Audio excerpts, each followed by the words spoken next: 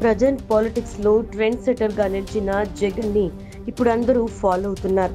అన్ని పార్టీలు ఆయన అభివృద్ధి చేయలేదని తిడుతున్నా పట్టించుకోకుండా వెళ్లిపోవడం నేర్చుకున్నారు. ఇక చంద్రబాబు కూడా ఇప్పుడు అదే ఫాలో అవుతూ ఉన్నారు.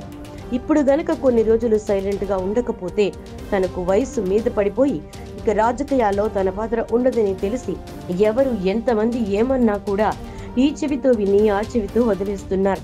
అలా ఇప్పుడు పంతం నెగ్గించుకున్నారు. ఒత్తిళ్లు ఎన్ని వస్తున్నా చుట్టుపక్కల నుంచి పెద్దగా పట్టించుకోకుండా ధైర్యంగా ముందుకెళ్లాడు. కావలసినన్ని సార్లు ఢిల్లీ వెళ్లి కాళ్లు మొక్కి వచ్చాడు. వెనక ఎన్ని కారు కూతలు కూస్తున్నా పెద్దగా లెక్క చేయకుండా తన పని తాను చేసుకుంటూ వెళ్లాడు. ఇప్పుడు మిగతా రెండు పార్టీలతో కలిసి నడవడానికి ఒక వేదికను ఏర్పాటు చేయడం వంటివి చేశాడు చంద్రబాబు. భవిష్యత్తులో తమకెవరూ పోటీ లేకుండా చూసుకుని పొత్తులు పెట్టుకున్నాడు. అక్కడ తమ డామినేషన్ నెగ్గేలా చూసుకున్నాడు. చతుర్ముఖ వ్యూహంతో చంద్రబాబు ఈ రోజు ఊపిరి పీల్చుకున్నాడు.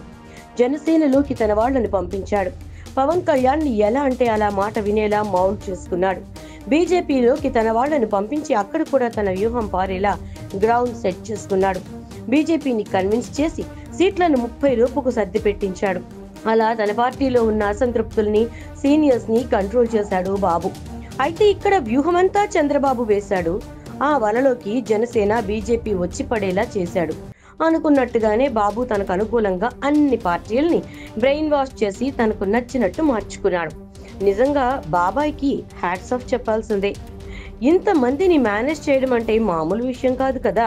ఇక టీడీపీ శ్రేణులు చంద్రబాబు మీద పెట్టుకున్న నమ్మకానికి ఆయన పొత్తులు పెట్టుకుని న్యాయం చేసేసరికి రాబోయే భవిష్యత్తు గురించి భయపడక్కర్లేదనుకుని టీడీపీ శ్రేణులు హ్యాపీగా రాబోయే ఎన్నికలకు కష్టపడి పనిచేయడానికి రెడీ అవుతున్నాయి. మరి అది కదా చంద్రబాబు అంటే. ఆయన ఆడినట్లు ఏ నేత రాజకీయంలో ఇలాంటి గేమ్స్ అస్సలు ఆడలేరు.